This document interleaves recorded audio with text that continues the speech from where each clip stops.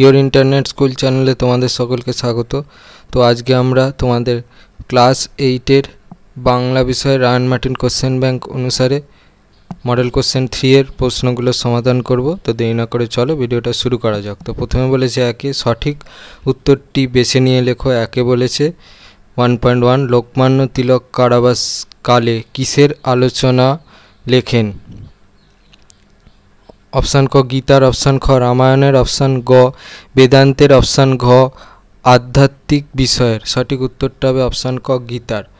পরবর্তীতে বলেছে 1.2 তোর অ্যালবামটা ডাস্টবিনে রাখার যোগ্য একথা বলেছে অপশান ক নাগরাজন, অপশান খ রাজাপ্পা, অপশান গ কৃষ্ণান, অপশান ঘ কামাক্ষী। সঠিক উত্তরটা হবে অপশান গ কৃষ্ণান।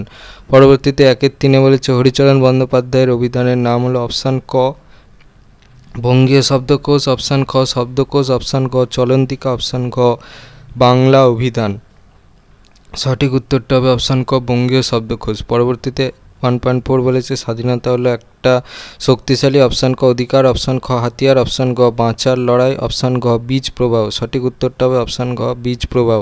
তারপর 1.5 বলেছে করব তারে লয় কাকে লয় করতে চান কবি? অপশান ক শিকলকে, অপশান ক মৃত্যুকে, অপশান গ ভয়ের শাসনকে, অপশান ঘ ভূতকে। সঠিক উত্তরটা হচ্ছে অপশান গ ভয়ের শাসনকে। পরবর্তীতে 1.6 বলেছে যেসব পদের সমাস হয় তাদের প্রত্যেকটিকে বলা হয় অপশান ক সমস্ত পদ, অপশান খ সমস্যমান পদ, অপশান গ নামপদ, অপশান গ উত্তর পদ। সঠিক উত্তরটা হচ্ছে অপশান খ সমস্যমান পদ।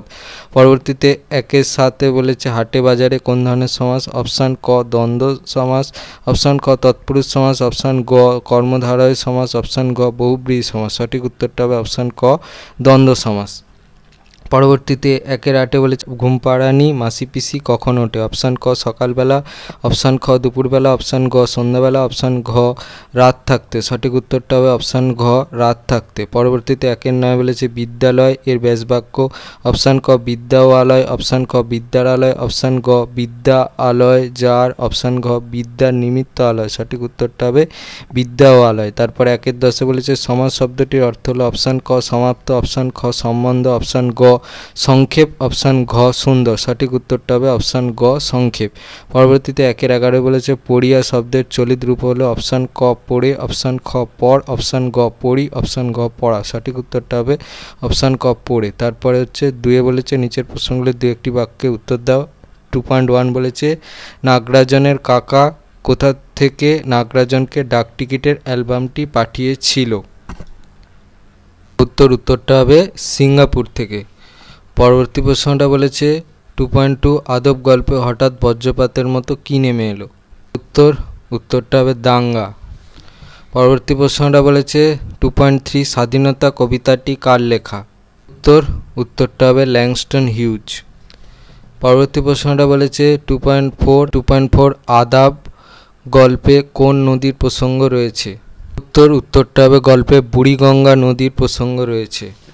পরবর্তী প্রশ্নটা বলেছে 2.5 টিকিটের অ্যালবাম মূল গ্রন্থটি কোন ভাষায় রচিত? উত্তরটা হবে তামিল ভাষায় রচিত। পরবর্তী প্রশ্নটা বলেছে 2.6 ঘরে একটা দানা নেই কি আছে? উত্তরটা হবে দুটোখানি বাসি চাল ভাজা মাত্র আছে। প্রশ্নটা বলেছে 2.7 দুপুরবেলা খাওয়ার সময় অপু কাকে ডেকে আনলো? উত্তরটা হবে অজয়কে ডেকে আনলো। প্রশ্নটা বলেছে 2.8 ব্যাসবাক্য সহ সমাস নির্ণয় করো নীলকণ্ঠ। উত্তরটা হবে নীলকণ্ঠ যার। কি সমাস এটা? সমাধিকরণ বহুব্রীহি সমাস। পরবর্তীতে বলেছে 2.9 ব্যাসবাক্যের অপর নাম কি?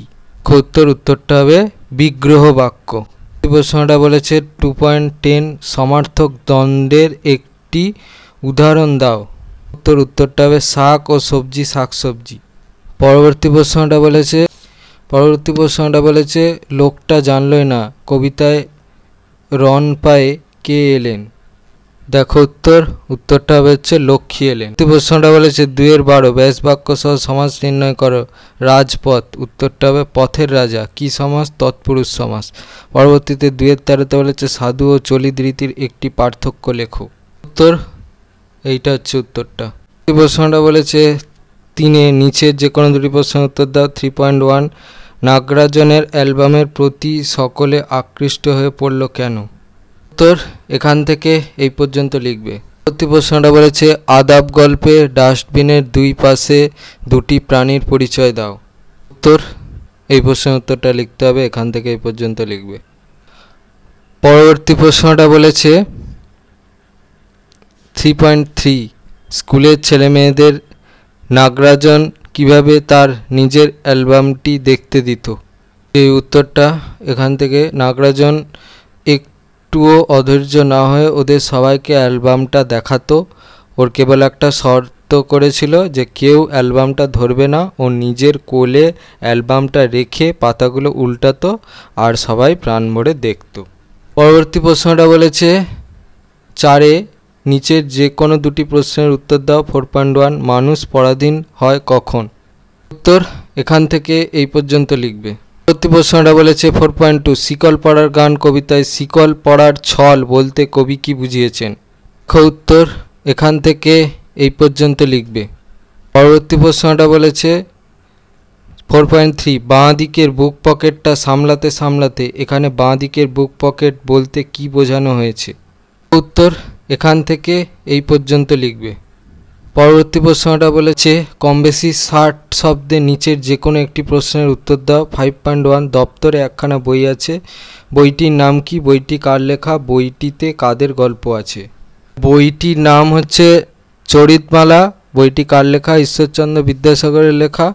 কাদের গল্প আছে, এই যে হাটে আলু বেচিতে পাঠালে কৃষক পুত্র রস্কো বেড়ার ধারে বসিয়া, এই গল্পটা লিখতে হবে, এখান থেকে এই পর্যন্ত লিখবে।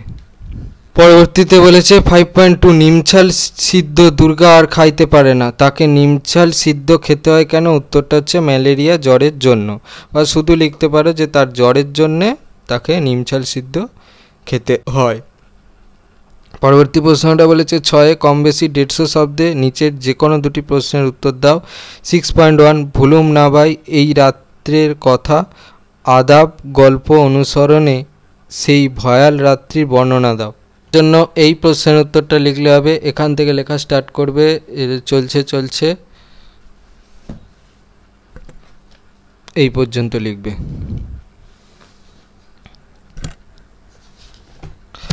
পরবর্তীতে বলেছে 6.2 আমাদের জেলের কষ্ট দৈহিক অপেক্ষা মানসিক, লেখকের একথা বলার কারণ কি। উত্তর এখান থেকে এই পর্যন্ত লিখবে। আরেকবার দেখাচ্ছি, এখান দিয়ে লেখা স্টার্ট করবে, তারপর এই পর্যন্ত লিখবে। পরবর্তী প্রশ্নটা বলেছে 6.3 রাজাপ্পার চোখ জলে ভরে গেল, কোন পরিস্থিতিতে রাজাপ্পার চোখ জলে ভরে উঠল। উত্তর এখান থেকে এই পর্যন্ত লিখবে। প্রশ্নটা বলেছে 7 কম বেশি 150 শব্দে নিচের যে কোনো দুটি প্রশ্নের উত্তর দাও।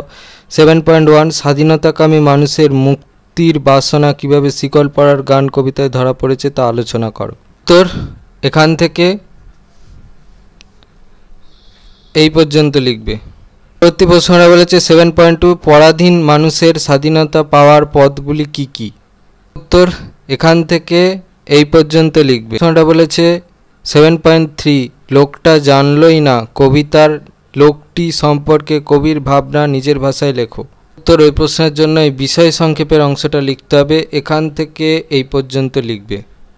পরবর্তী প্রশ্নটা বলেছে 8 কম বেশি 150 শব্দে নিচের যে কোনো একটি প্রশ্নের উত্তর দাও।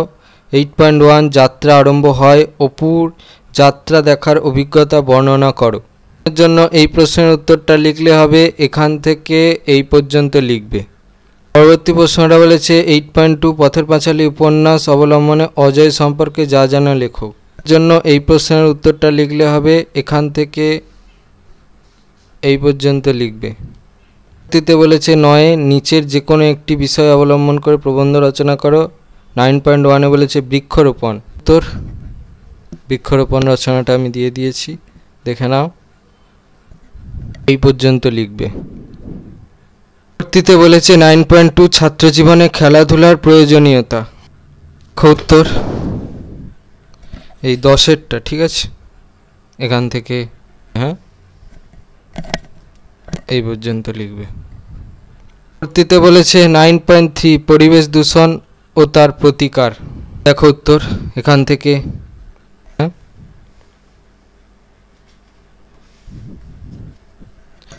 এই পর্যন্ত লিখবে।